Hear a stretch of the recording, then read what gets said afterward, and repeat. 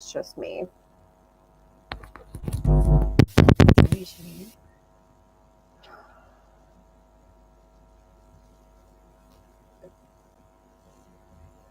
Thank you for being here. Stubborn fat loss. Isn't it just so annoying when you don't see that change after?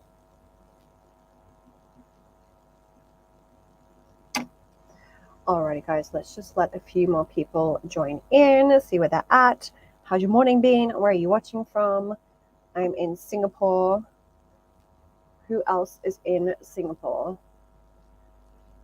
Does anyone else have that problem where you can't like coordinate your hair washing day with all your other activities, where you're just like, I could wash my hair today, but then I have gym tomorrow morning, or I'm going to go to do a float session, so what's really the point? And so you just end up putting it off indefinitely. And I'm kind of at that point where I just can't be bothered. How many days of shampoo can you get away with dry shampoo? It's far too many. Not asking for a friend, just asking.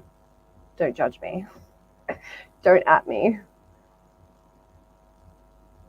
I hope people on Instagram can hear me. If not, let me know. Facebook user is waving. Thanks for waving. Hi. Who might this be? It's not detailing your name, Facebook user, so you're a little bit of a mystery. But that's cool. I have been receiving more questions about fat loss recently, more with regards to the stubborn side of fat loss, because we all have those areas which are a little slower to move and a little slower to change. Personally, my waist and my chest move really quickly. I, for whatever reason, just lose fat from my waist and my chest quickly. It doesn't take much. That's just my genetics. However, my inner thigh, I swear to God, glaciers melt at a faster pace. So, that's fun. I want you to know that it's really normal and everyone has stubborn parts. Every single person has at least one area, if not areas, that are slower to see change, that are slower to respond. That is completely normal. By and large, that is determined prior to you entering this world, okay? That is genetically predetermined before you even come into this universe. It's Ro. Hey, Ro.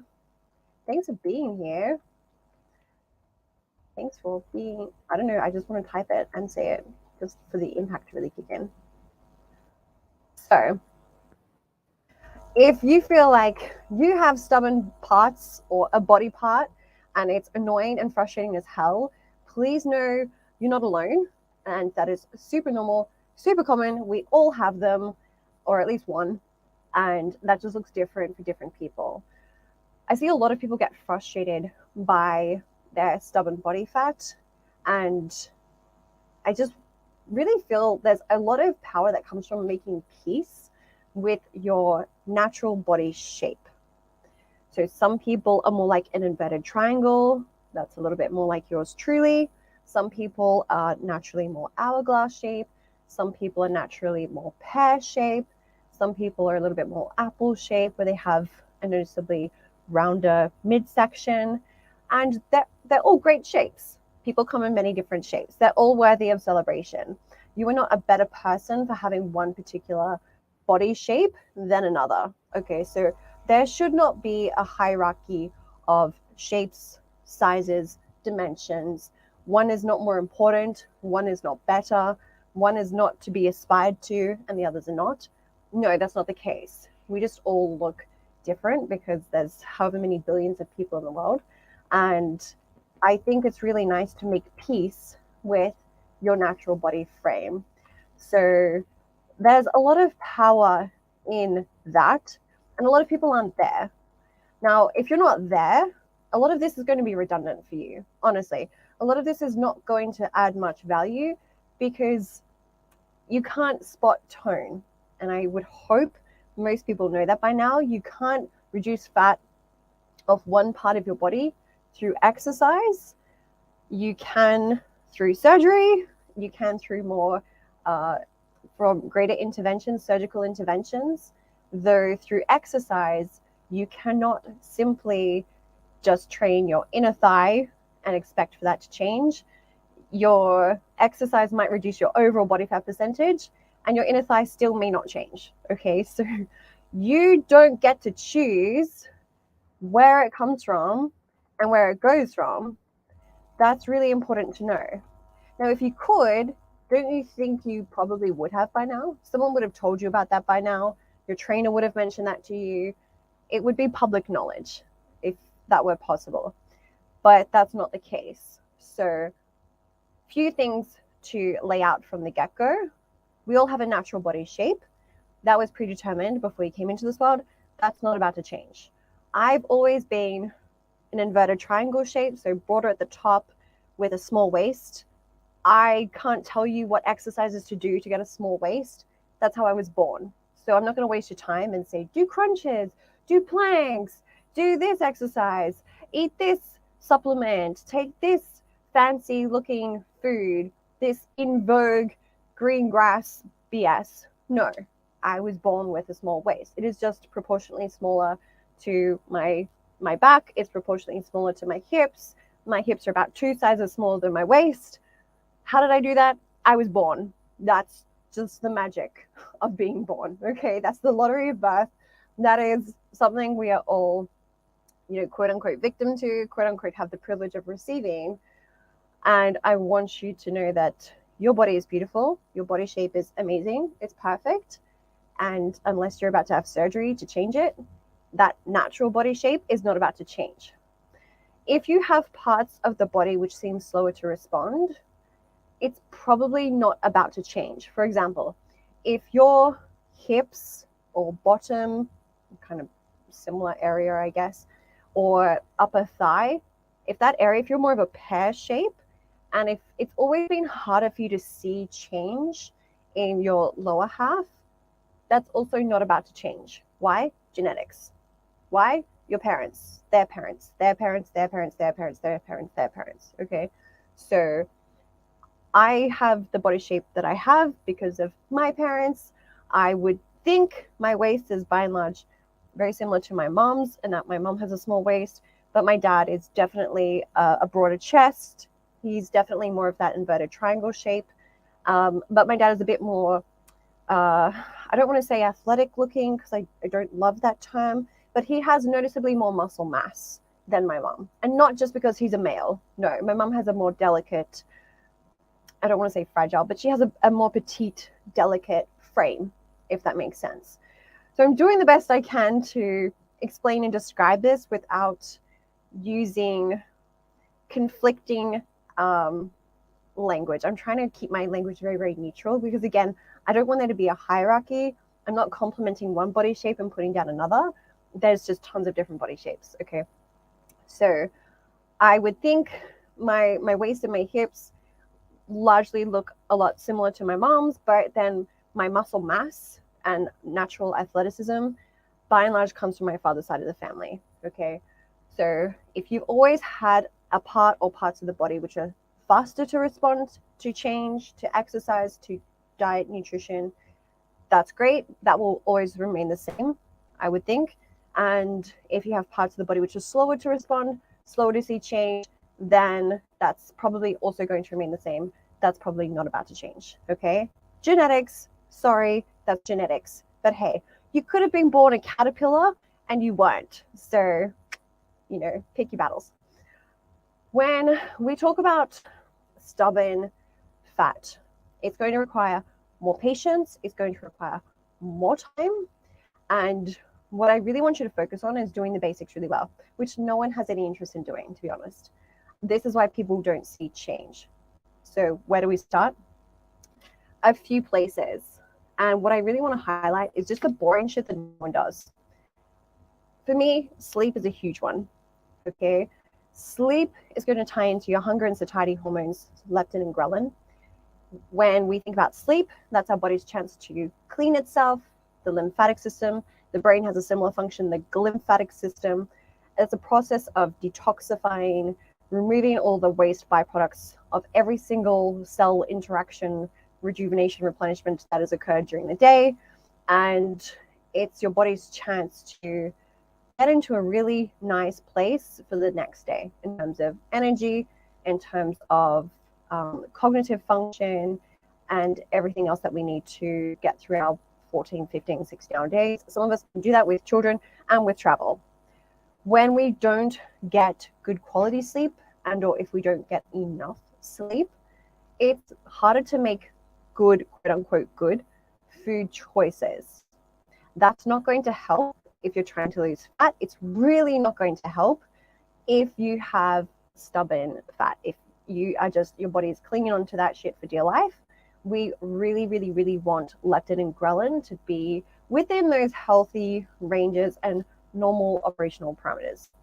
So again, it's nothing extraordinary of a suggestion, but getting the most and best quality sleep you can get is super, super important.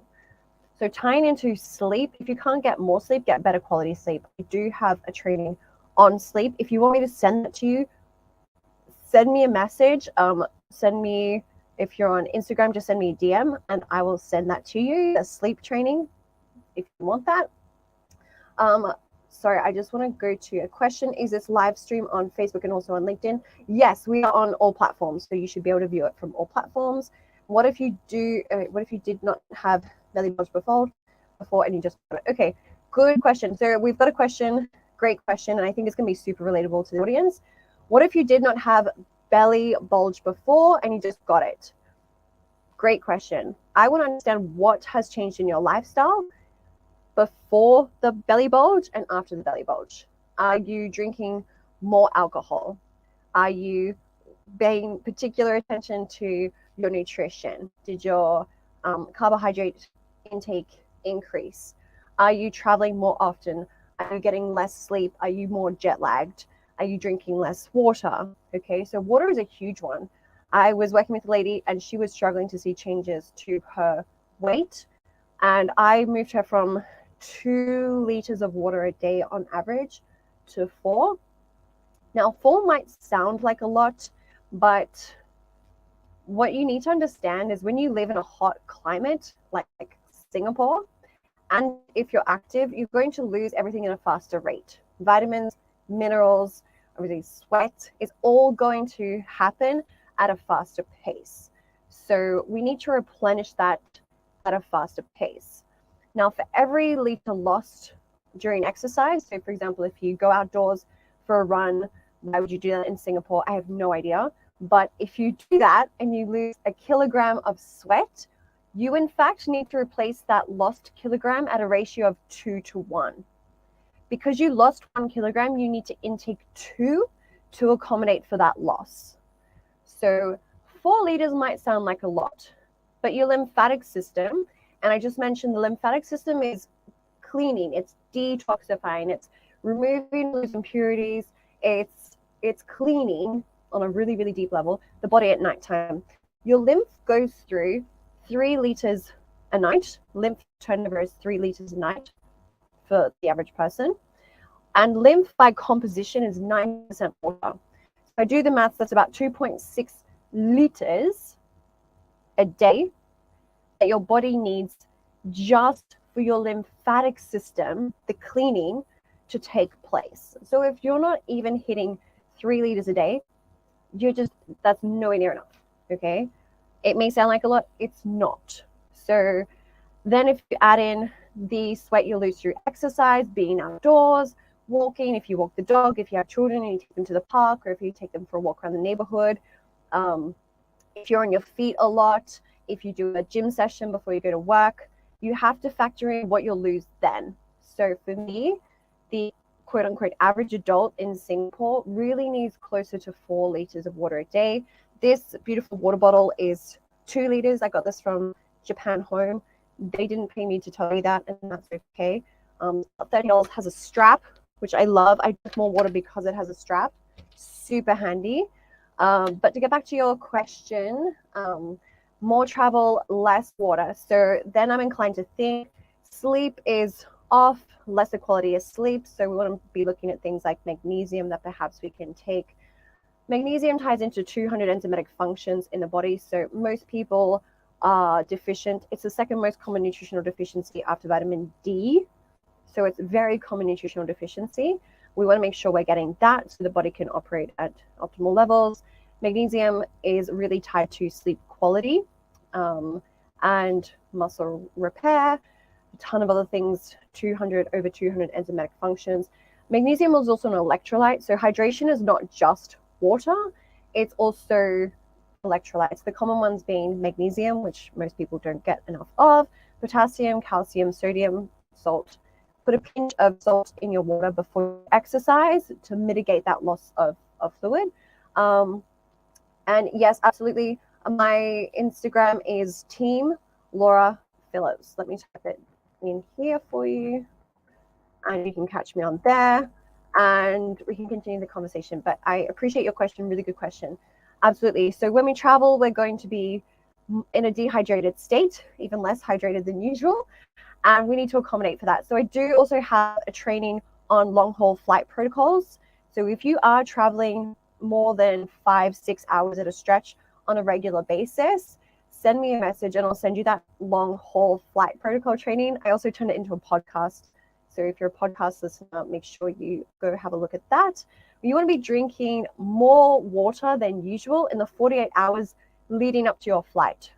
This is a common thing I do for myself. If I'm traveling home for Christmas, my home is Brisbane. Brisbane.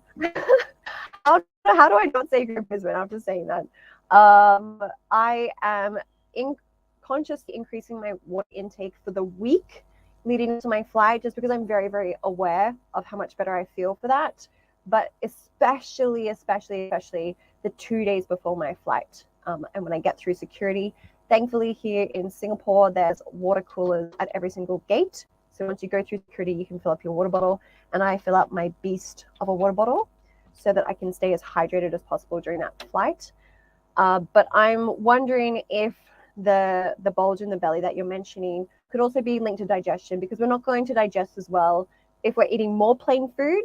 And when we're traveling, it's just a lot of stress on the body, right? So stress can interfere with weight loss as well, because we have a tendency to retain liquid, and that can have a negative interplay with cortisol being a stress hormone. So I'm wondering if you're experiencing more stress, if the flights, of course, they're a naturally they're a source of stress to the body. Also cognitively speaking, it's a lot of stress. There's lots of preparation, have to pack your bags, have to coordinate passports, visas, different time zones, what you'll be presenting, if you're presenting when you land, all the work you'll have to do in preparation, what your team has to do while you're traveling, et cetera, et cetera, et cetera. So more often than not, it's lifestyle related. But the boring, obvious boxes you want to tick: sleep, which of course is troublesome and tricky if you travel a lot, especially between different time zones.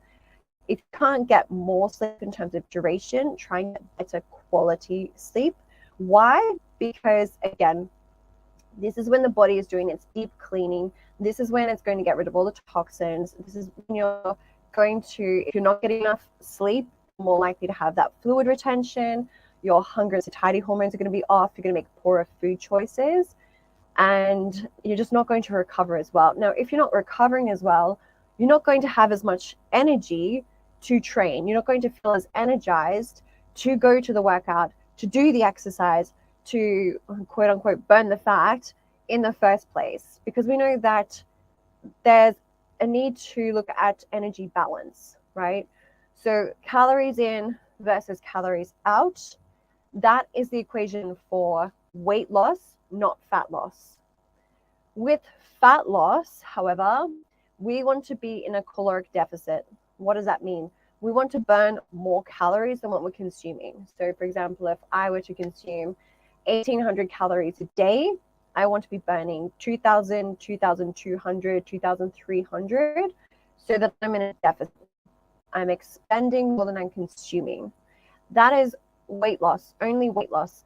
Now we want to make sure when we lose weight, we're not losing muscle, because muscle is so much of effort to build in the first place. It's really painful to have to rebuild it. So best off not losing it in the first place. The way that we prevent muscle loss, so that when we step on the scales and we see change, we know it's fat, is we need to make sure we're getting enough protein. How much is enough protein? Where I start with my clients is 1.5 grams per kilogram of what they weigh per day. Okay, let's break that down. Small example, if someone wears 60 kilograms, that looks like 90 grams of protein every single day, regardless of whether they exercise or if they do not. That's irrelevant. That is their starting point when they work with me, because most people are not even getting 1 gram per kilogram. Okay, 1 gram is not even enough for protein. It's just not even enough, really. It's like the absolute bare minimum. And even my friend who's a dietitian was saying this. I posted something on my Insta stories not too long ago. The Singapore Health Promotion Board put out some sort of recommendation, which I came across on the Lumi app, which syncs to your Apple Watch. Great app, by the way. Some really cool challenges on there. You can get vouchers to use at various places such as FairPrice, Cold Storage. So well worth it. If you have an Apple Watch, look at the Lumi app, Lumi. I'm pretty sure that's what it's called. I would check for you, but all of my devices are being used to showcase this training. So if you want more information on that, just send me a message, shoot me an email, send me a DM, and I'll get back to you. But anyway, their suggestion was way too low, way too low. And most people are under consuming protein.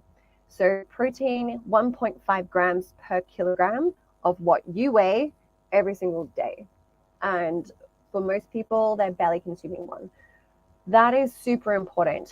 Typically speaking, the more protein we get in the diet, especially early on in the day, the fewer cravings we have, the less inclined we are to snack. Now, I'm not against snacking, but I think a lot of people snack very mindlessly. They snack for the sake of having something in their hands and having something to sink their teeth into. So I think it's a very passive activity for a lot of people, and it's not so intentional. But I am all for smart snacking. And I have a training on my best and favorite snacks from convenience stores. So if you're a person who's busy on the go and you're just rushing to pick something up that's not terrible, but you don't have the time to go grocery shopping, then make sure you check out that training. Just send me a message and I will send that over to you. So when it comes to stubborn fat, if you are not getting enough protein in your diet, it's going to be very, very hard for your body to build muscle. And if it's hard for you to build muscle, well, then that's hard to burn more energy, because as a composition, if we think about your weight as a pie chart, there's different elements that make up your weight. There's fluids, okay, so water, bile, plasma. I think I said water already, but if I didn't, water. There's things like hair, organs, skeleton, muscle mass, body fat, and a few other things. What we have the most influence over is your muscle mass. So we want that piece of the pie chart to be as big as possible. And typically speaking, the bigger that piece of the pie chart is, so the more of us that's muscle mass as a composition, the more energy expend at rest. So by staying still and breathing, you are burning more energy if more of you is muscle, okay? And then body fat, yes. So we need to be in a caloric deficit, burning more calories than what we're consuming, but making sure we're hitting those protein targets. Most people are not doing that. Most people have no idea how much protein to get. They are not even close. What does 90 grams of protein a day look like? That could be 100 grams of chicken breast. So 100 grams of cooked chicken breast is 30.9 grams of protein. You're a third of the way there. An egg, one whole egg, is going to yield about 5 or 6 grams of protein. So you could have, for example, an egg omelet for breakfast. Of course, it's going to be an egg omelet. What else would you make it out of? All omelets are made, like the word says. Anyway, details aside, an omelet, 2 whole eggs and 3 whites would give you roughly, let me think, 20 grams of protein. So an egg white is going to be about 3 grams of protein. So if you have 3 of those, that's 9, plus another 5 plus another 5. So that's going to give you about 19, 20 grams of protein. So an omelet, 100 grams of chicken for lunch, that's 50 grams right there. Now, if you're having some source of carbohydrate, such as whole wheat pasta, before you exercise, so if you're exercising in the evening, and let's say you have chicken and pasta at lunchtime and you exercise 2 hours later, you'll get about 7 grams of protein if you're having 150 grams of whole wheat pasta. So now we're up to 57 grams of protein. And then for dinner, let's say you have, I was going to say salmon, but I hate salmon. I don't know why, but people just think people in the fitness industry just love salmon. We don't, okay? I'm here to break the stereotype. I hate oily fish. Like, no, disgusting. No, thank you. Let's go with steak. So if it's, well, yeah, if it's 100 grams of steak, that's going to give you about 22 grams of protein. So now we're at 57, 67, 77, 79. And you're probably going to have more than 100 grams of steak because the 100 grams of steak is actually quite little. If you have 150 grams of steak, bippity boppity boop, you are there, my friends. And that's just from the protein itself. That's not factoring in any protein you might get from dairy. Let's say if you have a cappuccino in the morning and you're going to have some milk in there, whether it's oat milk or soy milk or almond milk or actual dairy like cow milk, there is going to be a little bit of protein in there.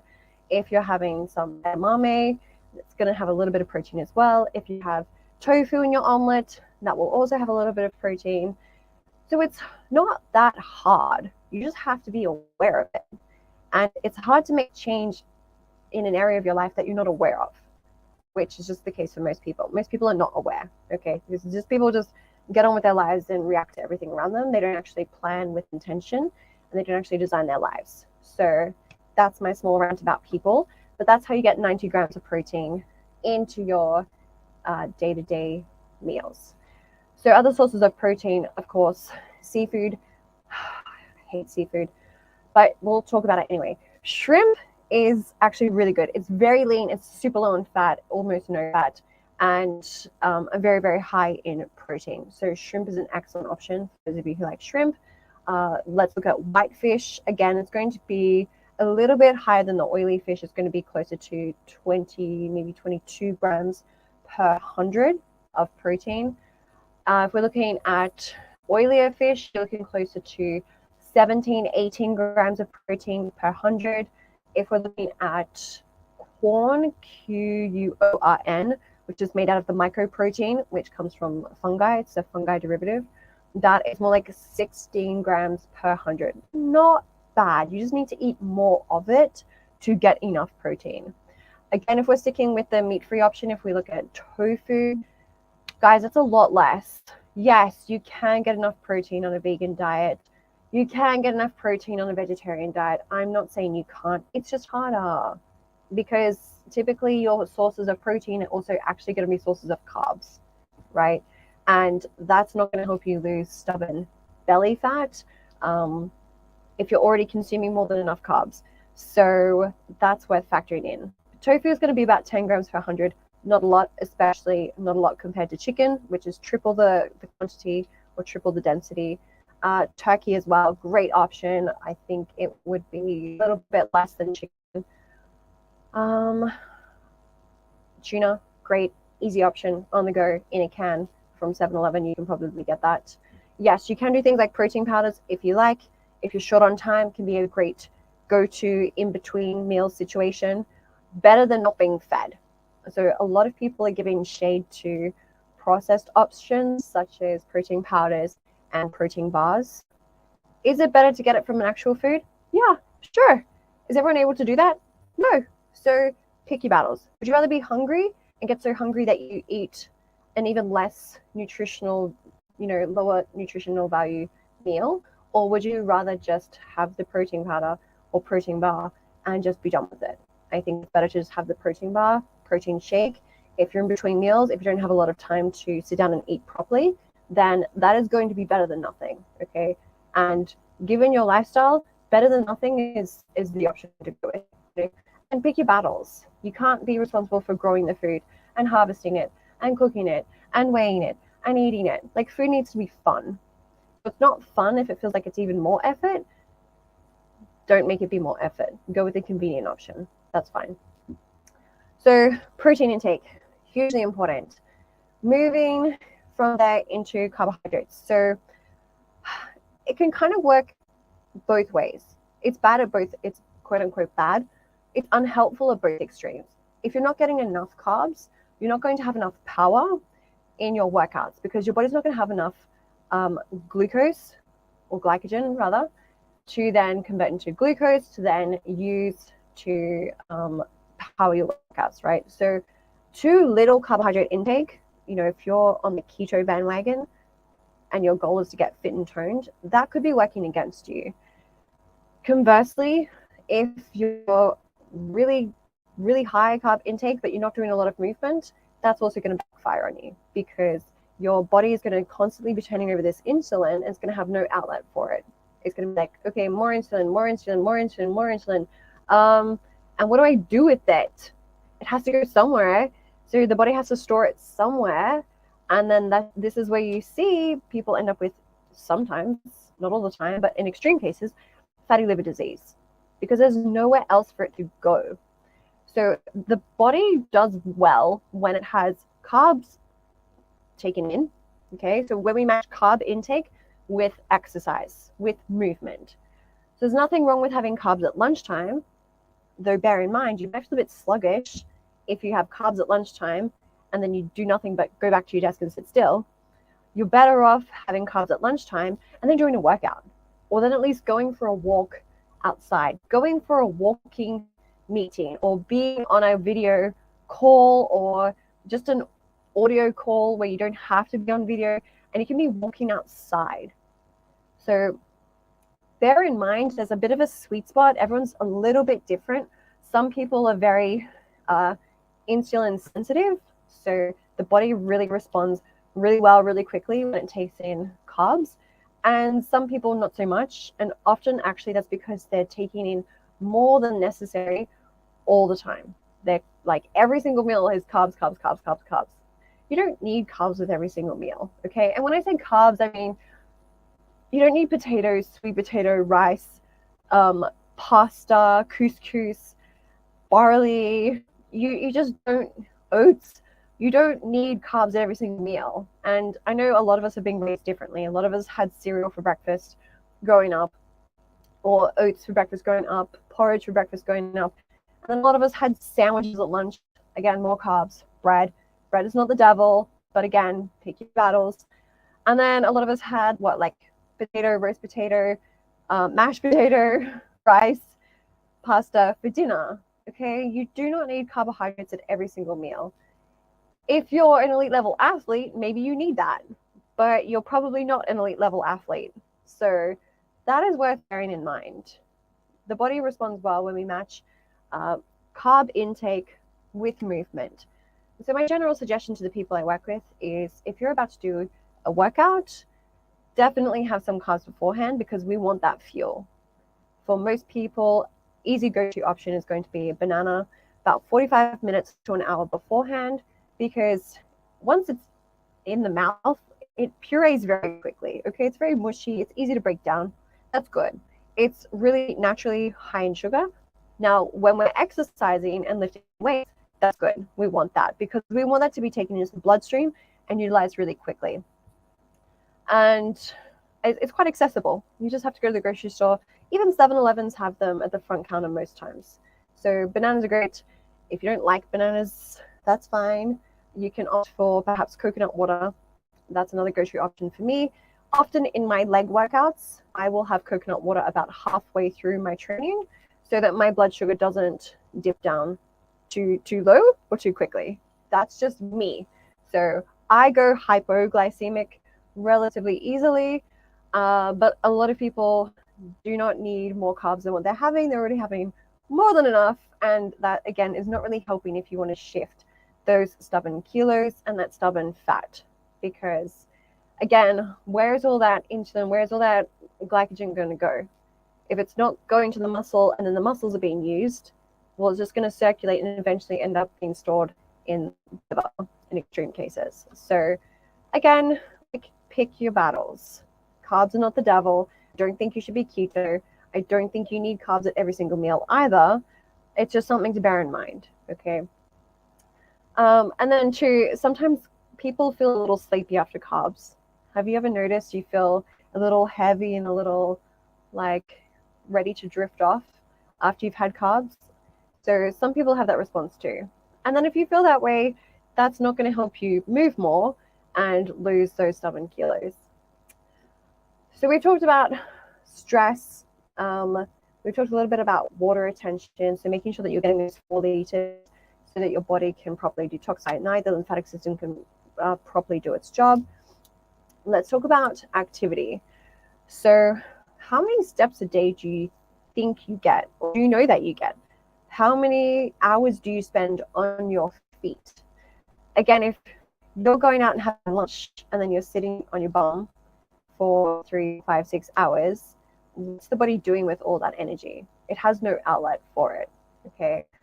Most people with corporate jobs where they're in an office or maybe still working from home from perhaps 8 in the morning, and depending on which time zones you work with, up until 6, 7, 8, 9 at night, they're probably not even getting 4,000 steps a day. So it's really easy to just blame it on carbs or blame it on your diet or blame it on alcohol, and alcohol is also not going to help. But a lot of people don't move as much as they think they do. We underguess, we underreport how many calories we eat. We think we eat a lot less than what we do by about 20 to 25%. So this is where food tracking and logging of what you actually consume can make a huge difference. Again, just to bring your awareness to that, not for opportunity to judge yourself or criticize yourself. No one needs help in that department, but just so that you can be real with yourself and actually see it. Because when you see everything that you've eaten written down on a table, you're like, oh, okay, right? There's no arguing with that. It's a reality check. And when you see where most of your carbs come from and where most of your protein comes from and where most of your fat comes from, as in like that in your food, like avocado, nuts, seeds, butter, egg yolk is a great source of fat, then it becomes a little bit more tangible. Then you have those insights with regards to, well, okay, quick fact check. I am actually eating more than I thought, or I didn't realize this food had this many calories, or I didn't realize this food didn't have that much protein. So it's a great way to start learning so that you can start to make these changes and tweaks for yourself. But going back to activity for 2 seconds, we think we're more active than what we are, okay? We think we eat less than what we do, and we think we're more active than what we are. This is where wearing a trackable can make a really big difference. Typically, trackables encourage us to be active by about 20 to 25%. So our activity levels increase by 20 to 25% just by having the awareness of our step count, okay? So today, not bad. It's 11:22 in Singapore. I've been up since 4:30. I've done 3,591 steps. That's pretty normal for me. But I've been standing for 9 hours. So I've been on my feet and moving around for 9 hours. And it's not even midday, okay? If you can take 1 or 2 hours out of your day to be on your feet, to get a standing desk, to use your standing desk even, it's going to make a huge difference because you're naturally elevating your heart rate by about 20 beats per minute. And that adds up over time. You think about 1 hour with your heart rate 20 beats per minute higher, and then 2 hours. Well, and then times that by 5 days a week, times that by 52. Wow, okay, maybe you go on holidays. I don't. Multiply that by 46, 47, 48 weeks a year, that really adds up. Your body notices. Your energy changes. You're making your heart work harder. And that's a good thing because the heart is a muscle. And so you can't expect to have a strong heart if you don't use it. In the same way, you can't expect to have a strong bicep if you don't train biceps. And I hate biceps. So, I am not a good example of strong biceps, but there are people out there who do train them. Good for them. I'm perhaps a better example of a strong back. I prefer to train my back. So activity, when we're looking at stubborn fat, you may want to train that body part more frequently. If it's your lower body, maybe you need to work out your legs 2 or 3 times a week. Maybe you need to increase your cardio and increase not just how much time you spend doing the cardio, but also the intensity. And 2, the intensity can also backfire on you if you already have high cortisol levels. So someone who has a high stress job, who's always traveling, who has a very senior role, may not respond so well to high intensity interval training because cortisol, being a stress response hormone, is, again, it's just going to mitigate fat loss. It's going to make the body less inclined to let go because it's like, well, she's stressed, we better protect her and cling on to all that fat with that life. When you want the opposite, sometimes doing a steady state, which is more sustainable, where you're kind of just getting out of breath. So for a lot of people, that's going to look like more like 60 to 75% of their maximum. Just to give you a rough range. How to work out your maximum, it's 220 beats per minute, so 220, subtract your age, then work out whatever 60 to 75% of that looks like. That's a much more sustainable pace. And if you can do that and breathe, just focus on your breathing and breathe really well. So what I mean is like really inhale deeply, really exhale really strong, using those diaphragmatic muscles, keeping the shoulders relaxed. That may actually yield better results for you than just increasing your stress levels by doing the most stressful form of exercise in the world, being running or high intensity interval training.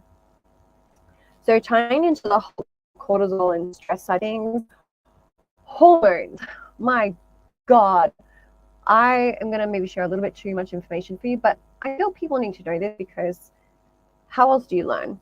And if I have a powerful and helpful story to share, then I want you to know about it. So I recently came off birth control November last year, and my body was definitely not the same when I was on it. My mood was different. I had so much fluid retention, I can't even tell you. I felt so much puffier, moodier, just my whole mood was just down. And I probably started to notice this about 6 months after I started taking it. And it's really, really, really taken me some time to adjust and recalibrate since going off birth control. So hormones are no joke when it comes to having healthy progesterone, testosterone, cortisol. That makes such a big difference. It makes it so much easier for your body to lose weight, to lose body fat, and for it to show. Because again, if your hormones are out of balance, if they're not in those right parameters, it affects a ton of things. You're going to feel more fatigued. You're going to feel irritable. You're going to feel a bit more depressed potentially. And if you're feeling like that, you don't feel inclined to exercise. You don't feel inclined to move. You don't feel inclined to train hard. And training is so important, again, to seeing those changes because we're building muscle. And, through exhalation, we're sending off that CO2, which means hopefully over time, if you combine that with a diet that supports that, you're going to lose body fat, right? So you've got to lift weights, you've got to be in a caloric deficit, and you've got to be consuming enough protein, just to recap. So hormones are really, really, really key in having the right mood and motivation to train. If your testosterone levels are lower than where they ought to be, motivation is going to be down. Mood is going to be down. You're not going to feel as strong. You're not going to feel as powerful. And that makes it really, really hard. And it also makes it hard to see progress. With my own training, I was really plateauing for such a long time. I would max out at the same weights time and time and time again. I really couldn't move the needle. Also, because I found out that I was low in iron, which is certainly another thing worth looking into. So, iron, what can I say about iron? Again, it really, really ties into energy levels. Our blood by composition is 50% iron. If you do not have enough stored iron, so we refer to that as ferritin, and I have another training on that. So if you want the training on ferritin, which is just stored iron, send me a message, DM me, send me a smoke signal. I'll get that over to you. I did a great podcast with Dr. Daraj from Integrative Medical Center here in Singapore, who's an absolute expert. A third of the people they see are low in iron. And why is this not going to help? Again, you're going to feel out of breath, you're going to feel irritable, you're going to have mental fog, and none of that is conducive to movement. None of that is conducive to being proactive and making healthy decisions for yourself. And it's really hard to do aerobic work, especially, or anything that elevates the heart rate, and to persevere through that if your iron is low. So I can't even tell you the heaviness I felt in myself, the brain fog I would have, even after a good night's sleep, was just insane. And it got so bad towards the end of last year that I was having migraines. Every leg session, I would feel dizzy, lightheaded, low blood pressure. I would feel nauseous. I was even starting to get headaches, and I never have headaches. I'm so lucky I never get headaches. But this was all starting to present itself. Every single leg workout that I was doing became a real hindrance. Okay, I could not push myself very hard at all during my training. And again, that's just going to slow down your results. It's going to make it harder to burn more calories. It's going to make it harder to do the quote unquote right thing for your body and see those changes that you're looking to see. So having your ferritin levels tested, which is your stored iron, is hugely critical to optimizing energy and increasing that physical performance, improving that mental performance, that cognitive performance. And that it's a simple blood test, okay? It's something that inherently isn't done unless you ask for it. Testing serum iron is pretty redundant because that only reflects what you consume, I guess, 48 hours before the test. To give you context, if I were to eat a steak today and have my serum iron tested tomorrow, it's to look favorable because, of course, steak is an iron-rich food. So the serum iron is what is circulating. However, the stored iron is what is kept in the body. Okay, hence the word stored. And they typically do not test that in a routine blood test. You need to ask, all right? So you need to say, I want my stored iron tested. I want my ferritin tested. We want that number to be as close to 100 as possible. And we start to see symptoms from 80 and below. Now, yes, you can supplement depending where your levels are. Sometimes you're better off getting an infusion. So you get inject some medication straight into the bloodstream. I did this December last year when I went home, and I, honest to God, felt the benefits that day. And my training has just progressed and progressed and progressed ever since then. And in a fairly linear fashion, I would say. My training session on session, week on week, has more or less gone up and improved. I feel less irritable, which is always nice. I feel more powerful in the gym. My recovery is so much better. I feel a lot less sore. I wouldn't say I really felt out of breath beforehand, but definitely my aerobic capacity has improved, and all my cardio training has certainly felt a lot easier. So this is really important, and cardio is important too because fat loss itself, most people don't know how we lose fat. Any guesses? Does anyone actually know how we lose fat? Please don't say through a keto diet because you'll be blocked. No, I'm only joking. We lose 84% of fat through exhalation. Exhaling. So don't start hyperventilating now that you've heard that. Please do not start hyperventilating. It's the body exchanging O2 to CO2. That is the process of how we lose most of the fat. So if you look at how the body breaks down fat, 84% is exhaled, and the remaining is that 16% is excreted when we go to the bathroom. Not to give you too much of a picture, but the rest comes out when we go to the bathroom. Okay. So if your breathing mechanics are suboptimal, that again is just going to be another stick in the cog that prevents you from losing fat. Now, you're not breathing as well. It's going to be harder to breathe, catch your breath, and have that aerobic endurance if your iron levels are low. If your energy is low because you don't sleep, if your energy is low because you're not nourishing yourself through nutrition, because you're not getting enough carbs, or you're not getting carbs at the right time, you're not timing your carb intake with your training. If you're not hydrated, your energy levels are going to be less. all of this to say that in order to lose fat, you also need to be able to breathe well. And how many of us go throughout that day holding their breath as a stress response with our shoulders around our ears and just ready to go into fight or flight mode at any given point in time? So having methods where you can decompress, breathe, maybe even meditate, journal, have a gratitude. I have a gratitude app on my phone, which I find super helpful.